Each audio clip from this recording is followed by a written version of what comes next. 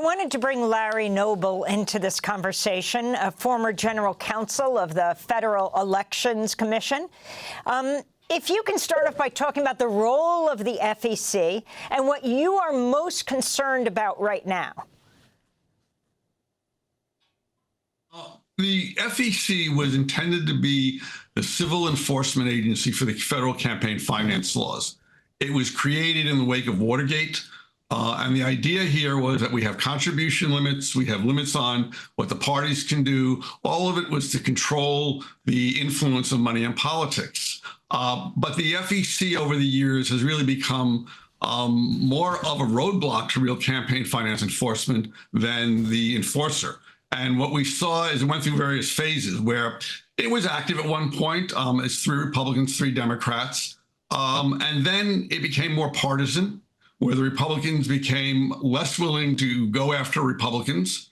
And Democrats would still generally vote for enforcement against Republicans and Democrats. And then it went through a stage where it became more ideological, which really means that the Republicans no longer vote for enforcement against Democrats or Republicans.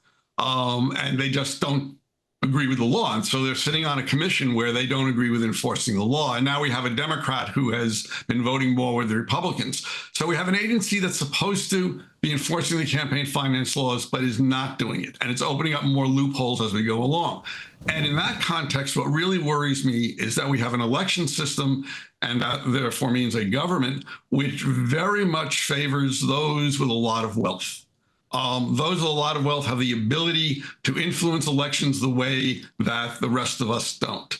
And I think it's critically important. I really appreciate the work that Neil is doing. I think what he talked about was very important. But part of my feeling now is, while we have to fight to make sure everybody has the right to vote and everybody who has the right to vote is able to exercise that vote, we have a problem that once candidates are in office, they tend to follow and do what the wealthiest supporters wanted them to do. And we had a system, and we still technically have a legal system, that is supposed to keep all of these super PACs and the spending of all these hundreds of millions of dollars by individuals, keep them away from the campaigns and not have them coordinate in any way with the campaigns. And that's just not what's happening. So I'm concerned about the election administration, and I'm concerned about what happens also because of all the money in politics and how it's basically silencing the voter.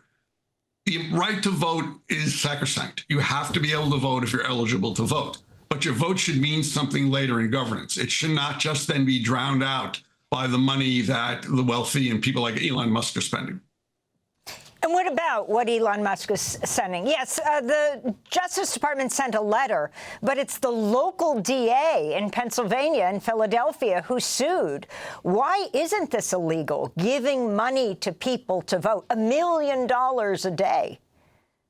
I think it is illegal, and there are a lot of election law experts who think it's illegal. There's a federal law against paying somebody to register or urging them to register, and what this is doing is urging people to register by saying that if you're registered in these specific swing states, then you'll be eligible for this lottery.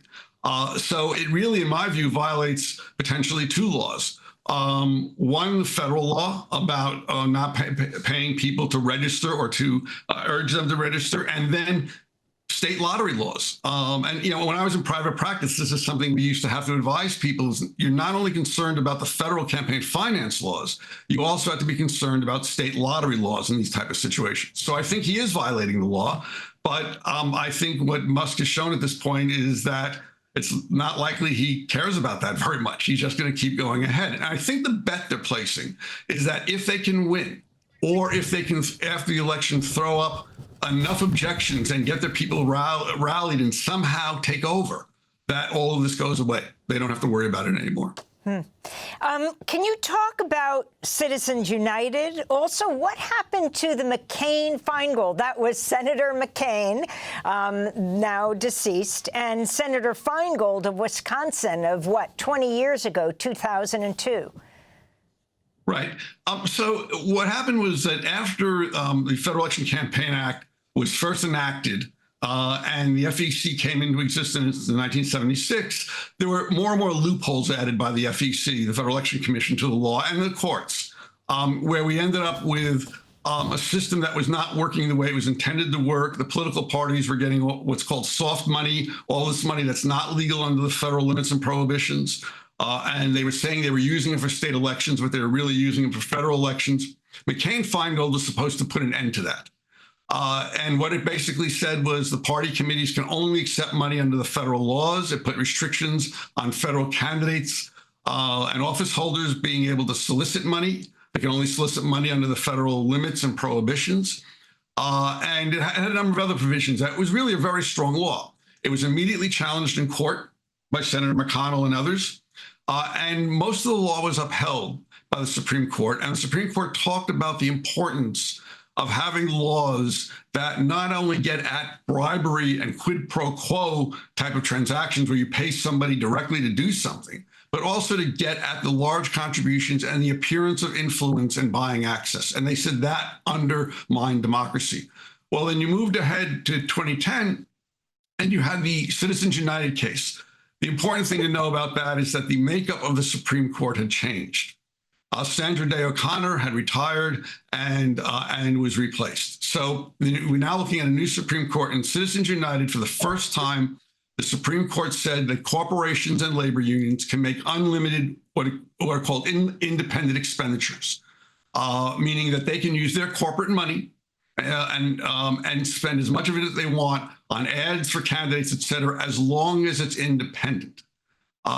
What was really concerning about that case, besides the ruling, was the court now said that really what we have to look at is quid pro quo corruption, corruption that is basically bribery, paying somebody. And it undermined what the Supreme Court had earlier said about the importance of dealing with the appearance of corruption that large contributions bring. And the Supreme Court said in the Citizens United case and cases that followed it, said that buying influence and access is not really a problem. It is a feature of democracy. And you expect office holders to be more responsive to the people who contribute to them. And that, again, undermines, in my view, the very concept of democracy, where everybody has the same voice and has the ability to be heard. And you don't have that when you have a situation where the wealthy can just drown out everybody else. And then once the election's over, they're in office, they get greater access to candidates, and they have much stronger influence with candidates. So we're now in a situation. We have just 20 seconds. I'll just say very quickly, what they've also undermined completely is the idea of independence of these groups. Elon Musk is supposed to be totally independent of Trump if he's going to spend this money. That's the only reason they allowed it. But instead, we see him at the rallies, and one has a strong suspicion that they are sharing information that will help Musk help Trump.